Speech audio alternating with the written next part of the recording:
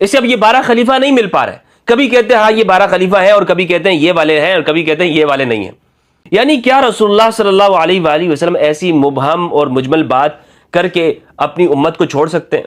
یہ اس لیے یہ لوگ پریشان ہو رہے ہیں، انہیں یہ 12 خلیفہ نہیں مل رہے ہیں کہ انہوں نے پہلے خلیفہ کو نہیں سمجھا.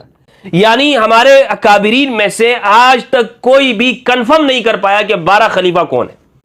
شیخ ابن تیمیہ نے منہاج السنت النبویہ میں جلد 8 صفحہ 238 میں 12 خلفاء کے نام لکھے ہیں. اب میں پیش کر رہا ہوں ان کے 12 خلفاء کہ یہ 12 خلفاء کون ہیں، اور تصدیق کرائیے گا ان سے.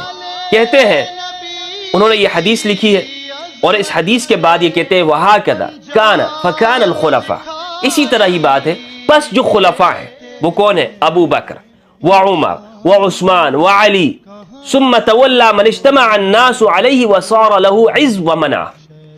یہ 4 جو نام گنوا دیے میں نے آپ کو، حضرت ابو بکر، حضرت عمر، حضرت عثمان، حضرت علی. یہ پھر اس کے بعد وہ ہے کہ جن کو غلبہ، شان و شوکت حاصل ہوئی، جو اقتدار میں آئے، وہ کون ہے؟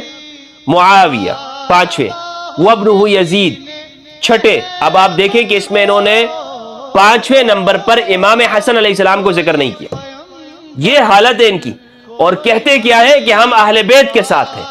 ہاں جناب ہم امام حسن کے ساتھ ہیں. امام حسن، اور وہ فوراً بخاری کی روایت پیش کر دیتے ہیں ان ابنی ھذا سید. بھول جاتے ہیں کہ رسول اللہ نے سید اور سردار امام حسن سے فرمایا میرا یہ بیٹا سید و سردار ہے. معاویہ بن ابی سفیان سے نہیں کہا کہ یہ سید و سردار ہے. تو حق خلافت کا کن کا بنتا ہے؟ امام حسن علیہ السلام کا. لیکن یہ ناصبی کیا کرتے ہیں؟ امام حسن کو بھول کر 12 خلفاء کے اندر سے امام حسن کو شامل نہیں کیا، اور مولا علی کے بعد کن کو رکھتے ہیں؟ معاویہ کو 5ویں نمبر پر. 6 نمبر پر ان کا بیٹا یزید، ثم عبد الملک، پھر 7ویں نمبر پر عبد الملک، واولادہ الاربعہ، اور اس کے پھر 4 بیٹے، وبینہم عمر بن عبد العزیز، اور اسی میں عمر بن عبد العزیز ہے. لے جناب اہل سنت کے 12 خلیفہ پورے ہو گئے. اس میں کون کون ہے؟ یزید جیسا شخص بھی ہمارے ہاں وہ خلیفہ ہے، ہمارے ہاں وہ خلیفہ حکمران ہے. اور کیسا حکمران ہے جناب کہ اس کے زمانے میں اسلام مضبوط ہوا ہے، اس کے زمانے میں جہاد ہوا ہے اور وغیرہ وغیرہ. خلافت میری امت میں 30 سال ہوگی، ثم ملک بعد ذلک، پھر اس کے بعد بادشاہت ہوگی. ثم قال علی سفینہ، راوی کہتے ہیں پھر سفینہ نے کہا امسک خلافت ابی بکر، ثم قال وخلافت عمر، ثم خلافت عثمان، ثم قال لی امسک خلافت علی. ان 4 کا نام ذکر کرنے کے بعد سفینہ نے کہا کہ ان 4 کو تم جان کے رکھو، ان کو گنو کہ یہ 4 خلیفہ ہیں. قال فوجدناها 30 سنة، پھر ہم نے ان کی دور حکومت کو گنا تو 30 سال ہم نے ان کو پایا. قال سعید فقلت له ان بنی امیہ یزعمون ان الخلافۃ فیہم. تو سعید کہتے ہیں کہ میں نے ان سے یہ کہا کہ بنو امیہ جو ہے وہ کہتے ہیں کہ خلافت میں تو وہ بھی شامل ہے. تو پھر صحابی نے کہا قال کذبوا بنو الزرقاء، یہ بنو الزرقاء نے جھوٹ بولا. بل هم ملوک من شر الملوک، بلکہ یہ بادشاہ ہیں، بلکہ یہ بادشاہوں میں بھی برے بادشاہ ہیں. یعنی ایسا نہیں کہ جو بادشاہوں صرف بادشاہ ہے تو خلیفہ تو ہے ہی نہیں، لیکن یہ بادشاہوں میں بھی پرلے درجے کے برے بادشاہ ہیں. اور البانی نے سلسلہ صحیحہ کے اندر اس روایت کو صحیح کہا ہے. اس روایت سے یہ بات معلوم ہوئی کہ جو اموی حکمرانوں کا جو زمانہ ہے وہ تاریخ اسلام کے اندر بدترین زمانہ ہے، بدترین دور ہے. کیا ہے؟ بدترین زمانہ ہے. اب یہ تمام باتیں تو آپ کو خلاصے کے طور پر میں نے آپ کو بتا دی کہ ہمارے اہل سنت میں جو 12 خلیفہ ہیں وہ کون کون سے. اب آپ کو خود غور کرنا چاہیے. جب ہم اہل البیت کے ایک جانب ہم ان میں سے چلے خلفائے 4 کو تو الگ کرتے ہیں، یعنی خلفائے ثلاثہ کو، حضرت ابوبکر، عمر اور عثمان کو، اور اس میں اہل سنت کو بھی اگر ہم یہ دیکھتے ہیں تو اہل سنت اہل تشیع کے ساتھ 3 ائمہ کے اندر متفق ہیں، یعنی امام علی، امام حسن. بلکہ اگر ان اقوال کو دیکھا جائے تو امام حسن اس میں نہیں آتے، لیکن بہرحال اگر ہم ایک عمومی رویے کے اندر دیکھیں تو امام علی، امام حسن اور امام المہدی علیہم السلام، یہ 3 جو ائمہ ہیں وہ تو ان 12 خلیفہ کے اندر اہل سنت متفق ہو جاتے ہیں. روایت ہے جامع ترمذی میں موجود ہے. ترمذی کی روایت کا نمبر ہے 2223. سنن ابو داؤد کے اندر ہے 4279، 4280. مسند احمد کی روایت کا نمبر ہے 20805، 20830، اور اسی طرح 20860 کے اندر یہ روایت موجود ہے. اب اس روایت سے کیا بات معلوم ہوتی ہے؟ اس روایت سے یہ بات معلوم ہوتی ہے کہ رسول اللہ صلی اللہ علیہ وآلہ وسلم نے ارشاد فرمایا کہ میرے بعد 12 خلیفہ ہوں گے، اور بعض روایات کے اندر یہ ہے کہ دین ان خلیفہ کے زمانے میں غالب ہوگا. ٹھیک ہے، اس روایت سے یہ بات معلوم ہوئی کہ 12 خلیفہ ہوں گے. دوسری بات یہ معلوم ہوئی کہ یہ جو خلیفہ ہے یہ اسلام ان کے زمانے میں غالب ہوگا، اور یہ وہ خلیفہ ہوں گے کہ جو رسول اللہ صلی اللہ علیہ وآلہ وسلم جن کے بارے میں یہ ارشاد فرما رہے ہیں کہ دین کا جو کام ہے یہ اسے لے کر چلیں گے، دین کا کام اسے لے کر چلیں گے. اور یہی پڑھایا جاتا ہے دعوت اسلامی کے جو ہمارے جو لوگ ہیں. پھر لوگ کہتے ہیں کہ ناسبی کیوں ہوتے ہیں، وہ کہتے ہیں وَكَانَ الْأَمْرُ كَمَا قَالَ النَّبِيُّ صلی اللہ علیہ وآلہ وسلم فَالْإِثْنَى عَشَرَ هُمُ الْخُلَفَاءُ الرَّاشِدُونَ الْأَرْبَعَةُ. 4 تو ہو گئے خلفاء، وہ معاویہ وابنہ یزید وعبد الملک بن مروان واولادہ الاربعہ وبینہم عمر بن عبد العزیز. ثم اخذ الامر فی الانحلال.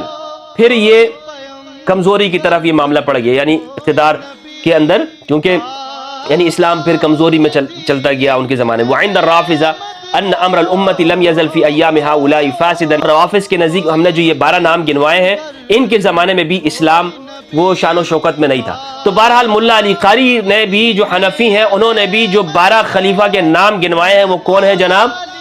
یزید اس میں آتا ہے، اور عبد الملک بن مروان جیسا آدمی بھی آتا ہے کہ جس کے دور حکومت میں عبداللہ ابن زبیر رضی اللہ تعالیٰ عنہ کو حجاج السفاک الملعون نے شہید کیا. یہ شخص، یہ بھی ان کے اس میں خلیفہ کے اندر یہ شامل ہے. یعنی یہ جو 12 ہے نا ان کو یہ اچھا سمجھ رہے ہیں، ایسا نہیں کہ برا سمجھ رہے ہیں، اسی لیے تو ان کو خلفائے راشدون الاربعہ کے ساتھ ذکر کر رہے ہیں. وہ معاویہ وابنہ یزید وعبد الملک بن مروان واولادہ الاربعہ، یعنی عبد الملک کے بعد ولید بن عبد الملک، ہشام عبد الملک، سلیمان عبد الملک، یہ سارے کے سارے اس کو جو بیٹے ہیں وہ اولاد الاربعہ. وبینہم عمر بن عبد العزیز، اور انہی میں عمر بن عبد العزیز ہے. ثم اخذ الامر فی الانحلال. یہ 12 خلیفہ اہل سنت میں ہے کون؟ یہ بہت مشکل مسئلہ ہے اہل سنت والجماعت کے اندر. یعنی ہمارے اکابرین میں سے آج تک کوئی بھی کنفرم نہیں کر پایا کہ 12 خلیفہ کون ہے. اللہ اکبر ماشاءاللہ، یہ انتہا ہے، یہاں تک آئی. اور اس مشکل میں یہ امت پڑی کیوں ہے؟ کیوں اس امت کو یہ مشکل میں پڑھنا پڑا؟ اس کی وجہ کیا ہو سکتی ہے؟ اس کی وجہ بنیادی طور پر وہی ہے جو میں نے آپ کو شروع میں عرض کی، حدیث ثقلین کو نہیں سمجھے. حدیث ثقلین میں جتنی آپ تعویلات کریں گے، جتنا آپ اس کو تروڑ مروڑ کے پیش کریں گے اور اپنی طرف سے دم بنانے کی کوشش کریں گے، آپ کی حالت یہی ہوگی جو میں آپ کو آگے بتانے والا ہوں کہ کیا حالت ہوئی ہے. جانب ہم 12 ائمہ کو رکھیں جنہیں یہ کہتے ہیں کہ شیعہ کے امام، یعنی امام علی بن الحسین، امام زین العابدین علیہ السلام، امام محمد الباقر، امام جعفر الصادق، امام موسیٰ الکاظم، امام علی رضا، اور نیچے چلتے جائیں امام مہدی علیہ السلام تک، علیہ السلام جمیعاً. ان سب کو اگر ہم رکھیں اور دوسری جانب ہم بنو امیہ کے حکمرانوں کو رکھیں، کیا یہ برابر ہو سکتے ہیں کہ امت بنو امیہ کے ان ظالم حکمرانوں کو تو ذکر کر رہی ہے لیکن انہیں امام ماننے کے لیے تیار نہیں ہے، اگرچہ ان میں خلافت کے تمام شروط اور استحقاق پائے جاتے ہیں اور رسول اللہ نے وصیت کی ہے کہ قرآن کے ساتھ میرے اہل البیت ہیں. لیکن افسوس کی بات، پھر یہ کہتے ہیں کہ ہم نے اہل البیت کو نہیں چھوڑا. پھر یہ دھڑلے کے ساتھ کہہ رہے ہوتے ہیں نہیں بھائی ہم تو اہل البیت کو ماننے والے ہیں. اگر اہل البیت کو ماننے والے ہو تو پھر احادیث اور روایات کی اس طرح کی تشریح کی جاتی ہے جس طرح کہ آپ کے اکابرین نے کی ہے تشریح. کیا یہ تشریح بنتی ہے کہ یزید کو بھی ان خلیفاؤں کی لسٹ میں شامل کر لیا گیا؟ تو بہرحال اب میرے نزدیک یہ 12 خلیفہ کون سے؟ میرے نزدیک بالکل واضح بات ہے کہ یہ 12 خلیفہ وہی ہیں کہ جو اہل البیت علیہ السلام، جو قرآن سے جدا نہیں ہیں، جن کے بارے میں قرآن مجید نے ارشاد فرمایا سورۃ الاحزاب سورۃ نمبر 33 آیت نمبر 33، انما یرید اللہ لیذھب عنکم الرجس اہل البیت ویطہرکم تطہیرا قل لا اسألکم علیہ اجرا الا المودۃ فی القربى. اب فرما دیجئے کہ میں اس امر دین کے اندر تم سے کوئی اجر نہیں مانگتا، الا المودۃ فی القربى، مگر جو میرے رشتہ داروں میں بھی جو سب سے قریبی ہیں ان کی محبت مانگتا ہوں، ان کی مودت مانگتا ہوں. یہ کون لوگ ہیں؟ یہ ہے وہ 12 خلیفہ، یہ ہے اہل البیت علیہ السلام، جن کے بارے میں اہل سنت نے بھی ان کی عزت، تکریم اور جلالت علمی اور جلالت شان کی قائل ہے اور بیان کی ہے. خود